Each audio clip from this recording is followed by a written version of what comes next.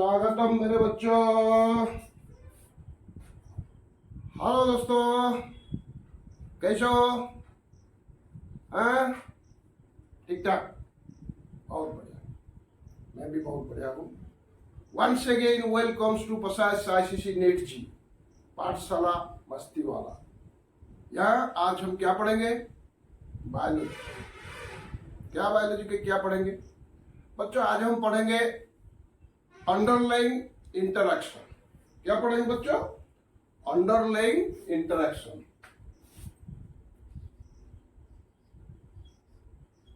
Underline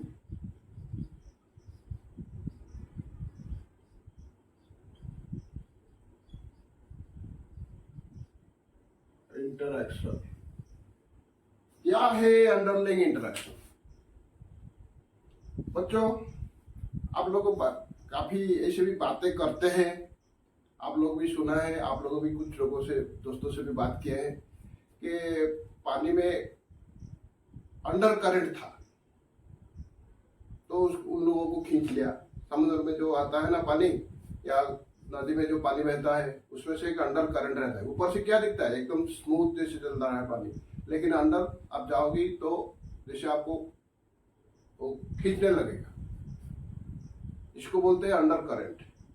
इस तरह से अंडरलाइन मतलब क्या है? जो आंखों को दिखाई नहीं देगा। इस तरह का एक इंटरेक्शन होता है। किसके बीच में होता है? आपके दोस्त के साथ भी होता है।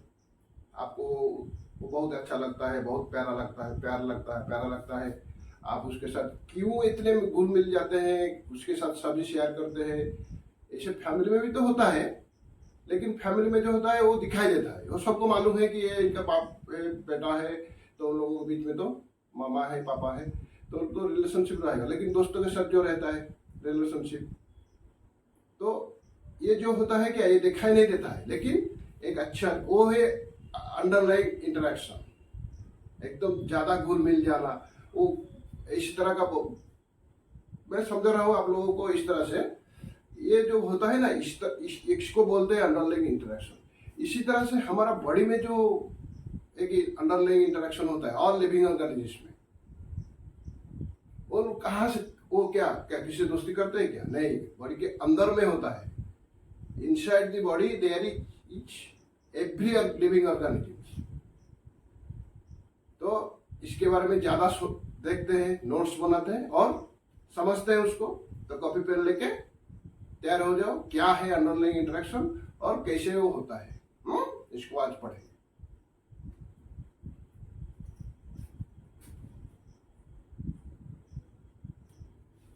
अंडरलाइन इंटरेक्शन क्या है? अंडरलाइन इंटरेक्शन देखो बच्चों, यहाँ कुछ पॉइंट्स में लिखा हूं, उसको मैं आपको समझाता हूं।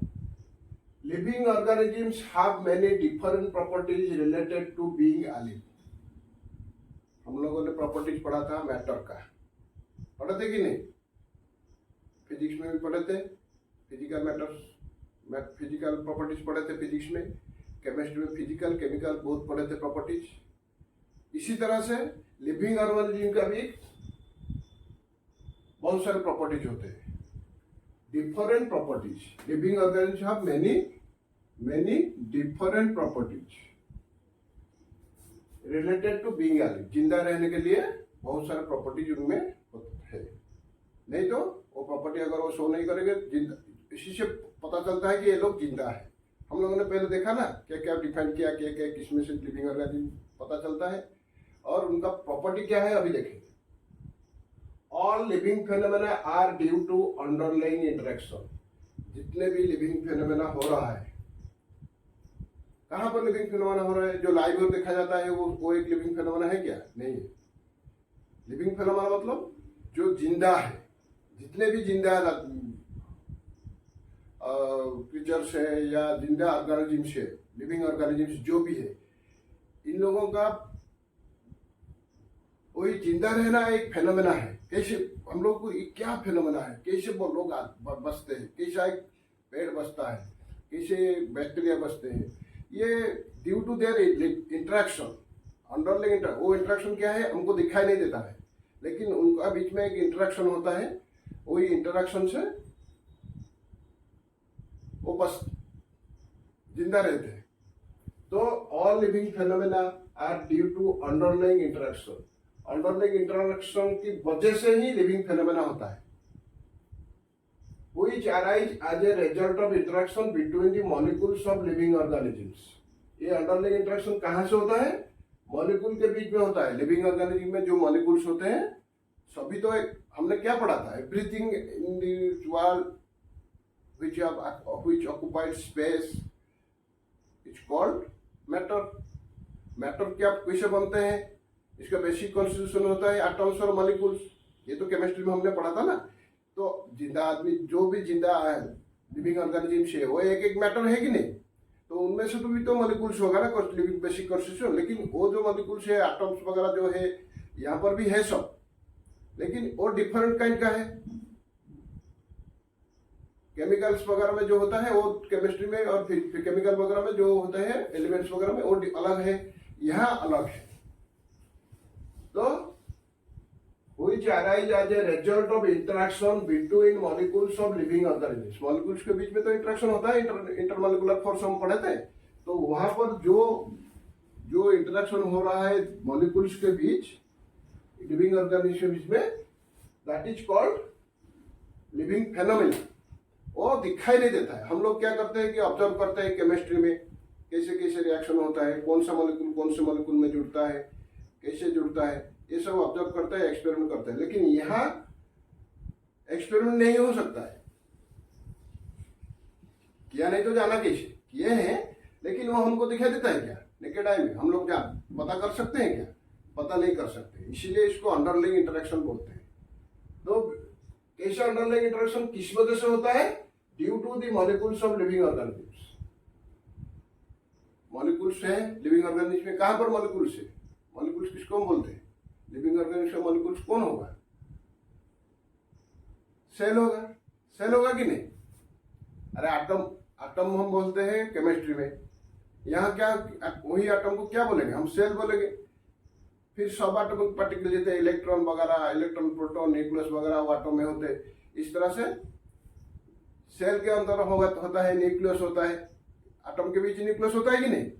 वहाँ सेल के बीच में भी एक न्यूक्लियस है, और दूसरे सारे mitochondria, RNA, DNA, plastid, cytoplasm, ये सब भी होते हैं। ये सब सब एटॉमिक पार्टिकल जैसे वहां पर इलेक्ट्रॉन प्रोटॉन न्यूक्लियस होते हैं, यहाँ पर भी ये सब सब एटॉमिक पार्टिकल देखे तो ऐसे ही है सब।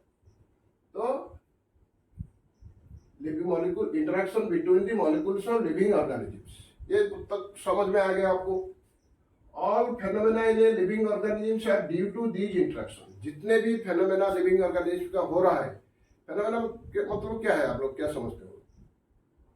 फेनोमेना का मतलब क्या है? जो घटनाएं होती है, जैसे हमारा सांस कैसे चलता है, हम लोग का ग्रोथ कैसे होता है, हम लोगों को डेथ कैसे होता है, मेटाबॉलिज्म कैसे होते हैं, ये सब एक एक फेनोमेना है कि नहीं लिविंग ऑर्गेनिजम्स का?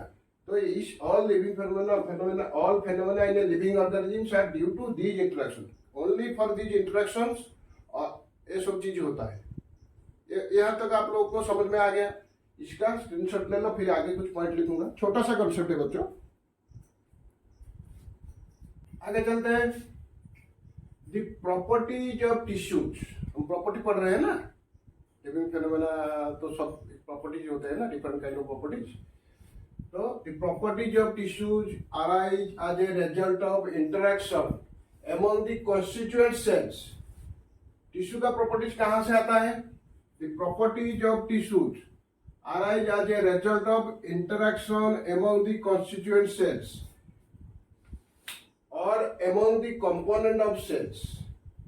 cells होता है ना बॉडी में, उस एक सेल के दूसरे सेल के साथ जो इंटरेक्शन होता है, ऐसे बहुत सारे सेल्स है, लाखों लाखों करोड़ों करोड़ों सेल्स है। तो ये सेल्स के बीच में इंटरेक्शन होता है। इंटरेक्शन होता है कि नहीं? इंटरमॉलिकुलर फोर्स उन लोगों के बीच में है। तो उन लोगों के बीच में जो इंटरेक्शन होता है तो टिश्यू बनता है। टिश्यू बनता है कि नहीं? Properties of tissues arise as a result of interaction among the constituent cells. Tissue का प्रॉपर्टी कैसे कहां से आता है? टिश्यू का प्रॉपर्टी आता है interaction among the constituent cells के बीच में जो इंटरेक्शन होता है, वहां से टिश्यू का प्रॉपर्टी आता है। टिश्यू का प्रॉपर्टी इनमें से नहीं है, सेल में नहीं है, बट सेल का जो इंटरेक्शन होता है वहां से टिश्यू का प्रॉपर्टी आता है। तो सेल, ज्यादातर सेल मिलके क्या करते हैं, टिश्यू बनाते हैं। टिश्यू बनाते कि नहीं, cells, but not present in the constituent cells. Constituent cell जैसे हम लोग केमिस्ट्री में क्या पढ़ेंगे, एटम की वजह से ही उसका प्रॉपर्टीज आएगा। हर एलिमेंट्स का प्रॉपर्टीज डिफाइंड होगा इसकी एटम की वजह से, क्योंकि एटम्स में जो वैलेंस इलेक्ट्रॉन होगा, वैलेंस पढ़ाएंगे हम आपको, वो डिसाइड करेगा उसी का प्रॉपर्टीज। लेकिन यहाँ क्या होता है, ये जो हम यहाँ केमिस्ट्री पढ़ रहे हैं, यहाँ जो पढ़ रहे हैं हम बायोलॉजी में, ये डिफरेंट क्या होता है, properties of tissues arise as a result of interaction among the constituent cells. Constituent cells के बीच में जो इंटरेक्शन होगा उसी में से टिश्यू का प्रॉपर्टीज आएगा। लेकिन कॉन्स्टिट्यूएंट सेल में टिश्यू का प्रॉपर्टी नहीं है। सेल के साथ, सेल में एक ही सेल में एक टिश्यू का प्रॉपर्टीज नहीं है। Number of cells interact each other and then arise the properties of tissue. समझ में आया आपको? But not present in the constituent cell. Constituent cell में प्रॉपर्टीज ऑफ टिश्यू नहीं है, नहीं होता है। प्रॉपर्टीज ऑफ टिश्यू आता है कहां से, इंटरेक्शन बिटवीन द सेल्स और द कंपोनेंट ऑफ सेल्स। इसके बाद देखते हैं, tissues are formed by the aggregation of similar kind of cells. Tissue कैसे बनते हैं, by the aggregation of similar kinds of cells. Similar kinds of cells मिलके tissue बनाते हैं। हर जो टिश्यू होता है वो एक ही तरह का, हमारा बॉडी में तो एक ही तरह का सेल्स नहीं है ना, डिफरेंट डिफरेंट सेल्स है, उसी में से डिफरेंट डिफरेंट टिश्यू बनता है और उसी टिश्यू से डिफरेंट डिफरेंट ऑर्गन भी बनते हैं। तो हर ऑर्गन के लिए, हर फंक्शन के लिए अलग अलग टिश्यू चाहिए, तो अलग अलग टिश्यू के लिए अलग अलग सेल्स भी चाहिए, है कि नहीं? तो tissues are formed by the aggregation of similar kind cell. Similar kind cell मिलके एक टिश्यू बनाएंगे, वो टिश्यू और दूसरे काइंड का मिलके और दूसरे काइंड का टिश्यू बनाएंगे कि नहीं? The properties of cellular organelles. Cellular organelle मतलब क्या है, सेल के अंदर जो ऑर्गेनल्स होते हैं। सेल के अंदर माइटोकॉन्ड्रिया होता है, न्यूक्लियस होते हैं, आरएनए होते हैं, डीएनए होते हैं, प्लास्टिक्स होते हैं प्लांट्स का, साइटोप्लाज्म होते हैं, फ्लूइड जो बोलते हैं वो होता है। इसको the properties of cellular organelles arise as a result of molecular constituents of the organelles। वहां जाके मॉलिक्यूल्स आता है, मॉलिक्यूल बहुत छोटा है, वो पहले मॉलिक्यूल ऑर्गेनेल बनाते हैं, उसके बाद वही ऑर्गेनेल सेल बना मिलके एक सेल बनाते हैं, जैसे सब एटॉमिक पार्टिकल से। समझ में आया आपको? The properties of cellular organelles. Cellular organelles का प्रॉपर्टीज कहां से आता है, as a result of molecular constituents of the organelles. Organelles का जो मॉलिक्यूलर कॉन्स्टिट्यूएंट है वहां से properties of organelles, cellular organelles का प्रॉपर्टीज आता है। और the molecular components that make the organelle. Organelle को जो बनाते हैं, जो मॉलिक्यूलर कंपोनेंट्स, उसी में से ऑर्गेनेल का प्रॉपर्टीज आता है। और वही ऑर्गेनेल प्रॉपर्टीज किसका प्रॉपर्टीज होते हैं, सभी ऑर्गेनेल का प्रॉपर्टीज हो गया सेल का प्रॉपर्टीज। वही सेल जाके इंटरैक्ट करके टिश्यू बनाते हैं, टिश्यू का प्रॉपर्टीज बनाते हैं। The appearance of new characteristics at a given level of organization is called emergence। उसी वजह से क्या होता है कि एक न्यू कैरेक्टरिस्टिक अपीयरेंस होता है। आपका सेल जो है डिफरेंट काइंड का सेल, समझो कि आपका लिवर का सेल बनाना है। लिवर का सेल पहले, लिवर की जो सेल से बनता है वही सेल पहले एक साथ होंगे, उसका मॉलिक्यूलर ऑर्गेनल्स, मॉलिक्यूल्स जो है ऑर्गेनल्स का, वो मॉलिक्यूलर ऑर्गेनल्स बनाएंगे, फिर वो मॉलिक्यूलर ऑर्गेनल्स सेल बनाएंगे, काफी सारे सेल मिलकर लिवर का टिश्यू बनाएंगे। फिर टिश्यू बनने के बाद क्या होगा, ऑर्गन बनेगा कि नहीं?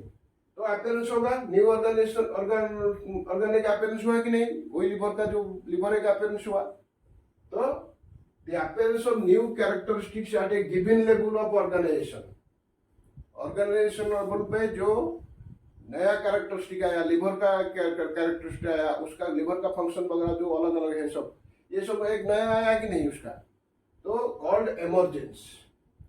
जो भी नया बनता है, नया होता है, इसको एमरजेंसी, एमर्ज हुआ तो इसको एमर्ज किए। एमर्ज मतलब क्या है? निकला, एक नया चीज निकला, एमर्ज हुआ तो called emergence. And these properties are called emergent properties. बच्चों ये बात बहुत ध्यान से मन रखना है कि एमरजेंट प्रॉपर्टीज क्या है। एमरजेंट प्रॉपर्टीज कहाँ से आया? पहले मॉलिक्यूलर ऑर्गेनेल्स, जो मॉलिक्यूल्स है ऑर्गेनेल्स में, वो मिलके ऑर्गेनेल्स बनाएंगे कि नहीं? तो मॉलिक्यूल्स का जो प्रॉपर्टी है वो ऑर्गेनेल में आ गया कि नहीं? फिर ऑर्गेनेल्स क्या करेंगे?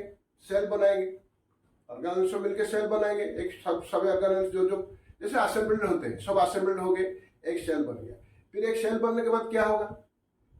उसी तरीके का जो सेल्स सब बने हैं, तो ए टाइप का धरो, समझो कि ए टाइप का सब सेल बन गया। तो ए टाइप का सेल बन के क्या करेंगे? वो फिर एक टिश्यू बनाएंगे। वो छोटा ए तो होगा तो कैपिटल ए हो जाएगा जो टिश्यू होगा। वही टिश्यू सब क्या करेंगे? उसी टाइप का टिश्यू, ए का टिश्यू सब कैपिटल ए का टिश्यू मिलके और एक बड़ा कैपिटल टिश्यू बनाएंगे, बड़ा कैपिटल ऑर्गेनल बनाएंगे। तो एक नया वो ऑर्गेनल का एक कैरेक्टरिस्टिक कहाँ से आया? मॉलिक्यूल से, उसके कैरेक्टरिस्टिक प्रॉपर्टीज से उसका कैरेक्टरिस्टिक डिफाइंड हो गया। मॉलिक्यूल का जो था उसी में से जाके वो उसी तरह का हो गया। जैसे हम लोग देखते हैं कि प्लांट का सेल अलग है और एनिमल का सेल अलग है। तो प्लांट का सेल का जो मॉलिक्यूल्स है वो सब अलग तरीके के होंगे। उसी तरीके से वो अलग अलग एक सेल बनाए, उनमें से प्लास्टिड होता है। हमारा यहाँ प्लास्टिड नहीं है, माइटोकॉन्ड्रिया है हमारे यहाँ। तो वो बन के इसका सेल बनाए तो उसका उसमें से प्लांट का एक स्ट्रक्चर बना, और माइटोकॉन्ड्रिया वगैरह रह के जो स्ट्रक्चर, सेल का स्ट्रक्चर बना, वो एनिमल का एक स्ट्रक्चर बना। और उसी टाइप का टिश्यू मिलके प्लांट का सब जो की स्टेम बनाए या लीफ बनाए, एक स्ट्रक्चर बनाए कि नहीं? ऑर्गेनाइजेशन ऑर्गन की बनाए कि नहीं? तो हमारा यहाँ लिवर बना, कि अगर हमारा कोई और किडनी बना, एक ऑर्गन सब है कि नहीं? तो ऐसे सब दूसरे तरीके से बनते हैं। तो एक नया कैरेक्टरिस्टिक एमरजेंसी होता है कि नहीं? हर एक का फंक्शन अलग होता है कि नहीं? लिवर का फंक्शन अलग है, किडनी का फंक्शन अलग है, हार्ट का फंक्शन अलग है। तो एक नया कैरेक्टरिस्टिक का प्रोडक्ट आता है कि नहीं? तो इमरजेंस होता है, तो इसको इमरजेंट प्रॉपर्टीज बोलते हैं। आपको क्वेश्चन भी आ सकता है उसमें से, emergent properties are due to which molecular constituent और प्रॉपर्टीज ऑफ टिश्यू। इस तरह से आ सकता है क्वेश्चन। मैं क्वेश्चन कराऊंगा आप लोगों को, इसमें से क्वेश्चन है बच्चों, इसलिए टॉपिक को मैं आपको पढ़ा रहा हूं सेपरेटली। तो एमर्ज फास्ट कहां से होता है? The fast emerge from the most basic unit of life, the cell. Cell क्या है? The most basic unit of life. Most basic unit of life is the cell. Cell से पहले emerge कहां से स्टार्ट होता है? Emerge starts first from the basic unit the cell. Cell से emerge होना शुरू होता है। ऑर्गेनल्स मॉलिक्यूल्स पर आ गए, सेल बनाए, वहां से तो एमर्जेंस शुरू हुआ ना। वहां से फिर टिश्यू बना, टिश्यू के बाद ऑर्गन बना। तो बेसिक यूनिट कौन हो गया? यदि सेल हो गया। Tissues are evenly distributed throughout the body and perform similar functions. जो टिश्यू वहां से बन गया वो इवनली डिस्ट्रीब्यूटेड हो गया throughout the body and perform similar functions. एक ही तरह का फंक्शन करेंगे। जो टिश्यू उसी मॉलिक्यूल सेल से बने हैं वो एक ही तरह का काम करेंगे, करते ही नहीं? देखो हम लोगों का टिश्यू अलग अलग तरीका का है। हम लोग को पढ़ेंगे मसल्स का टिश्यू अलग है। हम लोग जो रेस्पॉन्स करते हैं ब्रेन से बॉडी की तक आता है, वहाँ भी अब टिश्यू अलग है, उसमें अलग तरीका का टिश्यू है। फिर लिवर का टिश्यू अलग है, हार्ट का टिश्यू अलग है। सब जगह का टिश्यू सब जो अलग है, but they are evenly distributed throughout the body and perform similar functions. और टिश्यू इवनली डिस्ट्रीब्यूटेड होता है throughout the body. Throughout the body हमारा मसल्स है कि नहीं? थ्रू आउट द बॉडी जो हार्ट का जो ये है, ये आर्टरीज जो है सब, वो थ्रू आउट द बॉडी है कि नहीं? तो tissues are evenly distributed throughout the body and perform similar functions. इसको नोट कर लो, स्क्रीनशॉट ले लो। फिर और थोड़ा पॉइंट, टिश्यू कैसे बनता है हमने देख लिया। अब देखेंगे organs are made up of tissues. Tissue क्या बनाते हैं? बहुत सारे टिश्यू मिलकर एक ऑर्गन बनाते हैं. So organs are made up of tissues and are organized and perform specific functions. एक ऑर्गन्स टिश्यू बन जाके ऑर्गन बना दिया तो ऑर्गेनाइज हो गया कि नहीं. तो वो ऑर्गेनाइज होके एक ऑर्गन, इसका स्पेसिफिक फंक्शन है, किडनी का स्पेसिफिक फंक्शन है, लिवर का स्पेसिफिक फंक्शन है, सबका एक स्पेसिफिक, हार्ट का स्पेसिफिक फंक्शन है. ये समझ में आता है आप लोगों को. तो organs are made of tissues and organised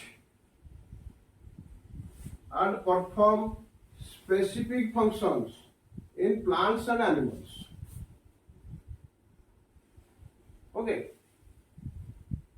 क्योंकि हम लोग बैक्टीरिया की अगर जो बारे में बात करेंगे कि जो यूनिसेलुलर है, वो तो एक ही सेल है, वो तो एक ही सेल में टिश्यू कैसे बनेगा. टिश्यू तो नहीं बनेगा ना.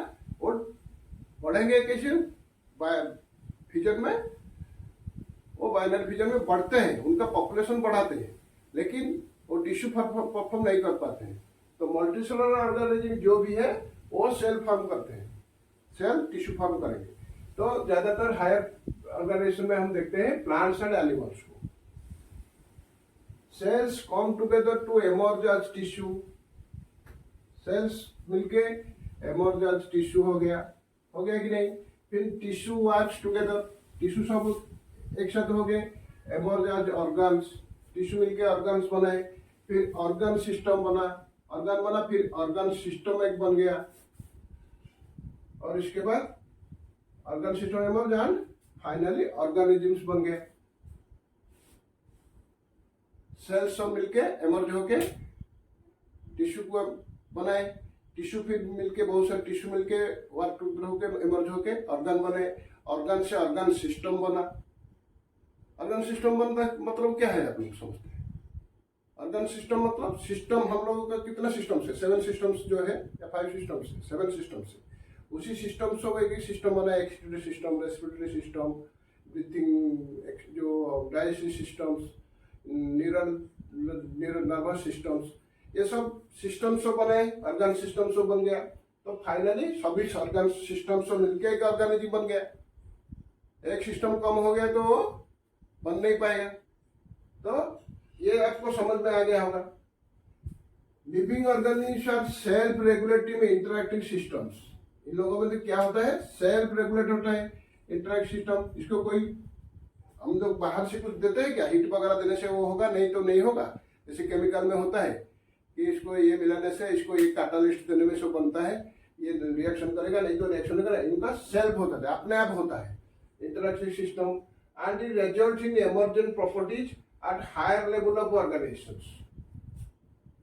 So, emergent properties results in emergent properties at higher level of organization. Higher level of organization मतलब क्या है? Higher level of organization मतलब fully organized हो गया. पहले ऑर्गन छोटे छोटे ऑर्गन मिलके ऑर्गन सिस्टम बनाया. ऑर्गन सिस्टम बनने के बाद पूरे ऑर्गेनिजम्स बन गए तो हायर लेवल ऑफ ऑर्गेनिज्म हो गया कि नहीं. And result is emergent properties at higher level of organisms. और एवरी ऑर्गन का एक सिमिलर प्रॉपर्टी होगा. सो सभी प्रॉपर्टी मिलके एक प्लांट का या ह्यूमन का या एनिमल का प्रॉपर्टीज बन जाता है कि नहीं.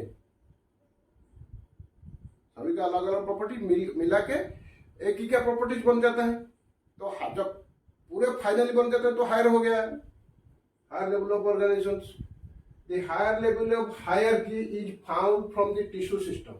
देखो इससे हम जो पहले देख रहे थे एटम से मॉलिक्यूल, मॉलिक्यूल से सेल, यहाँ तक अलग था बात. लेकिन सेल से टिश्यू बनने के बाद हायर लेवल आ जाता है, इससे पहले हायर लेवल नहीं होता है. तो higher level of hierarchy, higher level of hierarchy is found और start from the tissue system से शुरू होता है. हायरार्किकल ऑर्डर क्या है, मैंने यहाँ लिख दिया हूं. पहले एटम्स आता है, इसके बाद एटम्स मिलके मॉलिक्यूल बनाते हैं, मॉलिक्यूल सब होके सेल बनता है, सेल फिर टिश्यू बनाता है, टिश्यू ऑर्गन बनाता है, ऑर्गन सब ऑर्गन सिस्टम बनाते हैं, फिर ऑर्गेनिज्म बनते हैं. एक इंडिविजुअल, ये क्या है, इंडिविजुअल ऑर्गेनिज्म बन गया.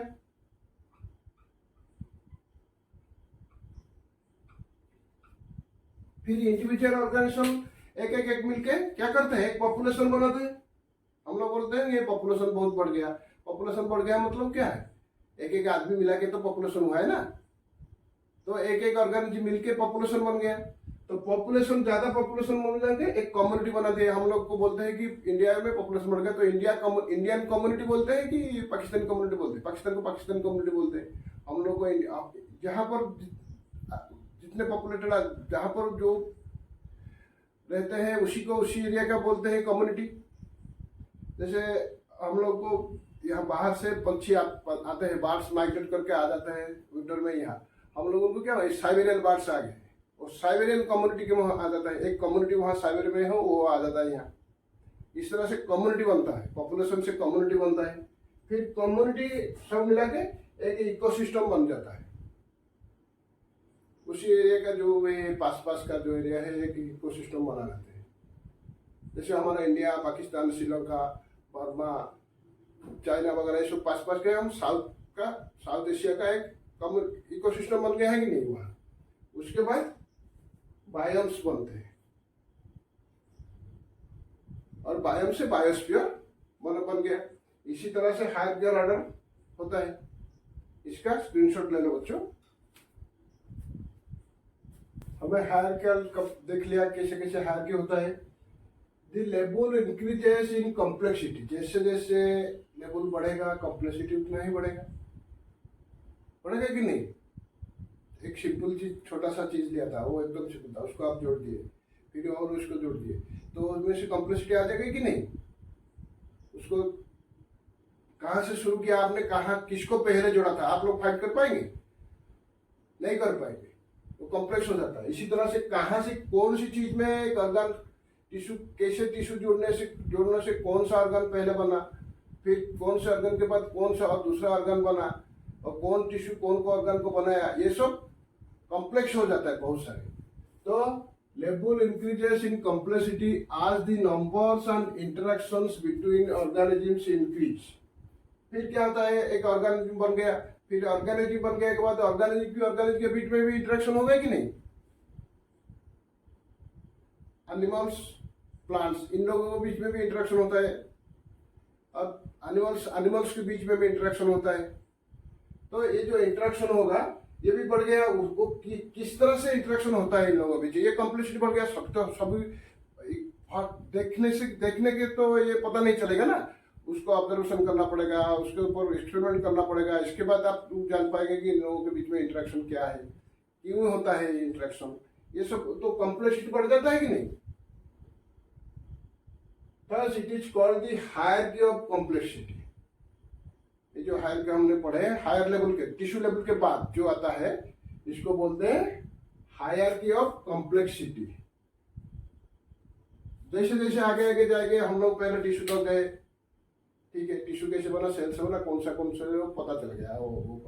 इसके बाद कौन सा टिश्यू जाके कौन ऑर्गन बनाया, फिर ऑर्गन जाके ऑर्गन सिस्टम कैसे बनाए, फिर ऑर्गन सिस्टम से कैसे ऑर्गेनिजम्स बन गया, ऑर्गेनिज्म कैसे पॉपुलेशन है, पॉपुलेशन में जो है किसके साथ किसका क्या इंटरेक्शन है, फिर कम्युनिटी में किसके साथ क्या इंटरेक्शन है। नंबर से बढ़ता है, ऐसे ऐसे कॉम्प्लेक्सिटी बढ़ेगा कि नहीं। तो इसको बोलते हैं हायरार्की ऑफ कॉम्प्लेक्सिटी। सिंपल बात, एकदम बहुत सिंपल होता है। Living organism share a common genetic materials to varying degree of both horizontally and vertically. ये हमने पहले पढ़ा भी था। क्या है कॉमन जेनेटिक मैटर। अभी जो है हॉरिजॉन्टल किसको बोलते हैं, जो अभी है हमारे साथ में है, सब सेम है, जो सेम जो होता है उसको हॉरिजॉन्टल बोलते हैं। एक ही प्लेन में है सब, हॉरिजॉन्टल एक प्लेन में है कि नहीं। तो इनके साथ हमारा जीन का क्या, कैसे जीन, उनको बच्चा कैसे पैदा होता है, अभी वो जीन उसमें से ट्रांसफर होता है कि नहीं। प्लांट का उसी तरह से प्लांट बनते हैं। आम का आम पेड़ ही बनेगा, आम से क्या खजूर बन जाएगा क्या पेड़, उसका जीन से ऐसे ही रहेगा। तो एक कॉमन जेनेटिक मटेरियल शेयर होता है कि नहीं दोनों के बीच में। इंसान का बच्चा इंसान ही बनेगा, इंसान बच्चा पैदा, डॉग क्या इंसान बच्चा पैदा कर सकता है, उसका जीन अलग है, इंसान का जीन अलग है। तो ये जेनेटिक मटेरियल ट्रांसफर होता है एक से एक ऑप्शन आगे पीढ़ी के लिए, इसी एक ही साथ में होते हैं दोनों। और वर्टिकल मतलब क्या है, पास्ट और प्रेजेंट के बीच में। पास्ट में जो हमारा थे, हम बोलते हैं कि मंकी हमारा एंसेस्टर्स थे, उन लोगों का सिर्फ हम लोगों को कुछ जीन आया होगा, तो हम लोगों ने बने हैं ऐसे, ट्रांसफॉर्म होके उसको फिर इवोल्यूशन होके शो हो गया। तो living organism share a common genetic material. सभी लिविंग ऑर्गेनिज्म्स उनका उसी टाइप का लिविंग ऑर्गेनिज्म बनाने के लिए genetic material, common genetic material share होता है। Varying degree of both horizontal and vertical. Horizontal मतलब अभी जो चल रहा है, वर्टिकल जो पास्ट में जो था उसमें से क्या हमने आपका ग्रैंडफादर कि ग्रैंडफादर का जो था वो पास्ट था कि नहीं, उनमें से आप तक कितने जीने आए हैं, कितने कैरेक्टर आप उनके लाए हैं, ये सब हो गया है वर्टिकल। हॉरिजॉन्टल से वर्टिकल 90 डिग्री होते थे, वेरिंग डिग्री बोलते हैं। तो ये जो था अंडरलाइंग इंटरेक्शन कॉन्सेप्ट जो था, इसको एक्चुअली बहुत सारे पढ़ाते हैं एमर्जेंट प्रॉपर्टीज। लेकिन इतने मैं सोचता हूं कि मैं आप लोगों को अच्छी तरह से समझ पाया हूं बच्चों। देखो, मैं मानता हूं मैं इतना पंडित नहीं हूं, फिर भी कोशिश कर रहा हूं आप लोगों को पंडित बनाने के लिए। आप पंडित बनोगे कि नहीं बच्चों? जो आपके लिए जरूरी है वो सब मैं आपको दे रहा हूं यहाँ। आप उसको नोट्स कीजिए, एकदम पढ़ाई कीजिए। आप देखोगे किताब पढ़ने में आपको कितना आसान आएगा और आपको समझ में आएगा। क्वेश्चन कैसे फ्रेम होगा ये अपने आप भी कर सकते हैं, और मैं तो क्वेश्चन कराऊंगा आप लोग, कोई बात नहीं है। ओके बच्चों, आज के लिए इतना। पढ़ाई करो दिल से, हैं? ओके, जय हिंद बच्चों।